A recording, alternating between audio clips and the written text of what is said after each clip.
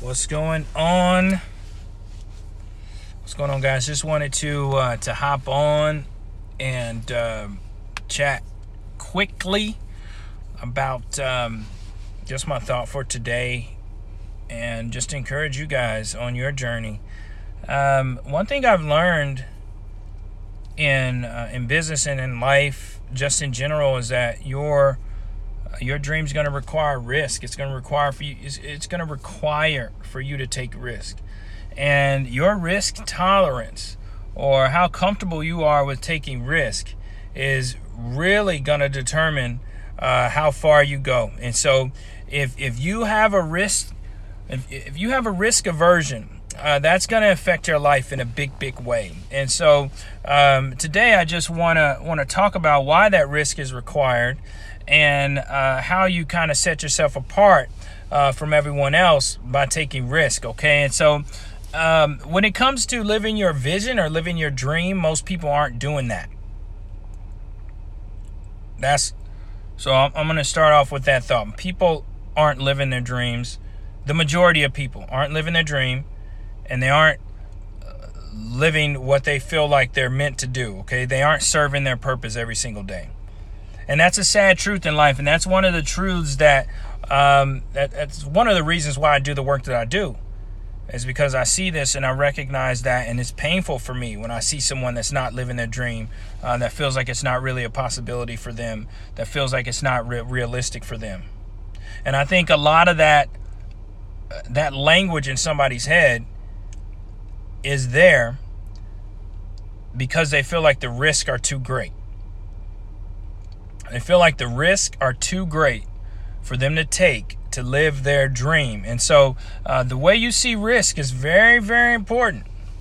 So if the risk is too great for you to step out and to do what you feel like you're called to do, or to take a risk and try something new in your life, then your life will stay where it's at, and you will stay in the exact place that you're at because your risk aversion is preventing you from stepping out.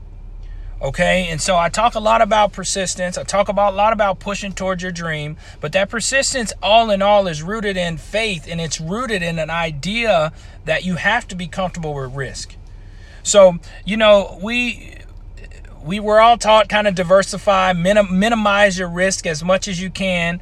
And yeah, that's a great investment strategy, but that is not a great fulfilled life strategy. It's not. And, everybody teaches different. I teach that that's not a way to get a fulfilled life. Your most fulfillment, you being fulfilled, is going to come from you going all in and giving everything that you have to something.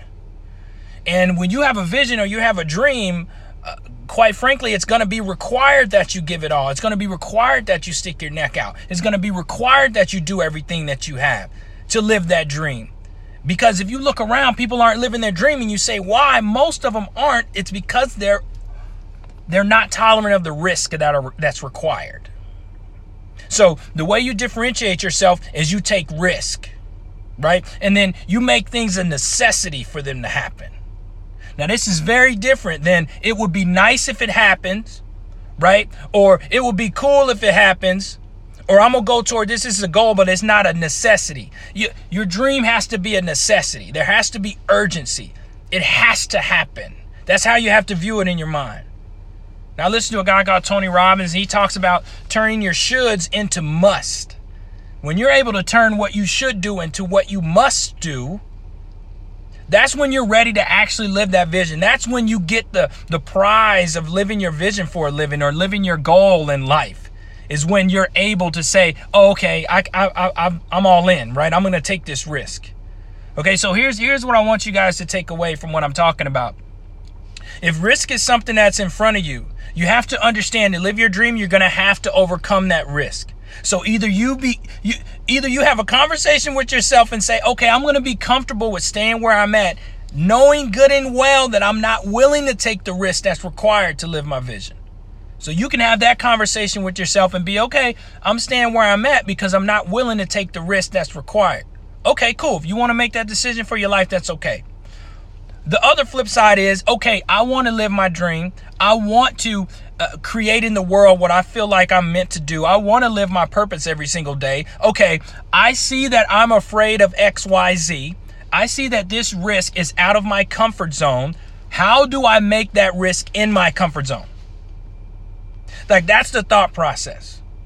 So how do I then make that risk appear less? And that's when you have the thought process of figuring out not can or will I do it, but how am I going to do it, right? When it turns into a necessity, a must, then it happens for you. Okay, so I talk to a lot of people in entrepreneurship, and I'm huge on entrepreneurship. You know, I think entrepreneurship is the way. I think everybody has enough gifts and talents to start their own business and be an entrepreneur and not have to work for anyone, or be able to work in your lane and be fulfilled. So I'm a huge proponent of entrepreneurship, but there's risk involved. There's risk involved, right? You put money into a project, you might lose money, right? You leave your job, you might not have that secure income. Right? You have to go out and create every single day, opposed to just showing up and things coming to you.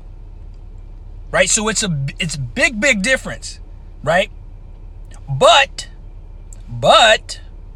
the people that have decided that they're willing to take those risks, the people that have decided that they're going to tolerate those risks, the people that have decided that it's going to be a necessity, I'm going to make this happen either way, those are the ones that we now get to watch on TV, and we now get to say, wow, it's so cool that they were able to create that. But trust me, they had to take the same risk. They had to overcome the same risk in their mind first. And somehow they figured out how to make that risk smaller than the vision that they have for themselves. All right, guys, so I just want to encourage you. You know, a lot of us have something that we want to do, and we keep putting it off from year to year to year, and we keep putting it off, and we keep telling ourselves that it's not time, we're not ready, there's not enough. And I just want to encourage you. There's no way to avoid the risk. But I want to encourage you. You have what it takes to solve the problems that are going to come once you make that jump. Once you make that leap, you have it inside of you to figure it out. Don't doubt your problem-solving abilities. Do not doubt your problem-solving abilities. You have the ability. But you have to put yourself in that role, right, to tap into it. Because when it becomes a necessity, now you can tap into something that is required. It has to happen. Now you got another gear. Now you're trying on another level. Now you're doing more than you do. Now you're making more calls than you normally call because it's a necessity. When it gets to necessity, you're pulling things out of the woodworks to try to get it done because it's required. It can't not happen. When your dream can't not happen, that's when you're going to bring out of you what's required, right, to solve the problems and to make it happen. You have it in you, guys. We all have it in us. There's nothing different between people that are living their dream and people that don't. The only thing that's different inherently, right, is that person's psychology and how they've explained the risk to themselves. That's the only difference. Ability is not different. Capability is not different. Capacity is not different. The only thing that's different is how they talk to themselves about what's going to be required to live their dream. So here's the idea. Your dream is big. Dream big. Make your dream as big as possible so that the risk is worth it. And if you're going to fail going after that big, massive dream. Don't fail. Don't not go after it and then decide I'm just going to have this mediocre existence because I'm not willing to take the risk to bring forth the gift and the talent that's already in me.